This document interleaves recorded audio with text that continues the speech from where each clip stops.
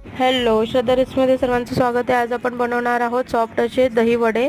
प्रथम मी उडदाची डाळ 5 ते 7 तास भिजत घातली. भिजल्यानंतर छान अशी प्लेन वाटून घेतली, खूप बारीक वाटून घ्यायची आहे. नंतर छान फेटून घ्यायची.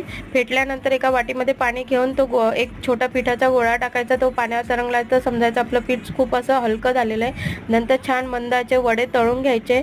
तळल्यानंतर ते वडे कोमट पाण्यामध्ये 1 तास तसेच भिजत ठेवायचे. दुसऱ्या बाजूला दही फेटून घ्यायचं, त्यामध्ये साखर टाकायची, मीठ टाकायचे. नंतर 1 तासानंतर ते पाणी काढून घ्यायचं त्या वड्यांमधलं आणि ते वडे खायच्या वेळेसच आपल्याला दह्यामध्ये टाकायचे. मग नंतर एका प्लेटमध्ये दह्यामधून वडा आणि दही प्लेटमध्ये टाकायचं. त्यामध्ये चाट मसाला, इमली चटणी, पुदिना चटणी आणि शेव वगैरे तुम्ही टाकू शकतात. आणि मिरची पावडर, धनी पावडर आणि डेकोरेट करून खाऊ शकतात. खूप छान होतात, नक्की करून बघा.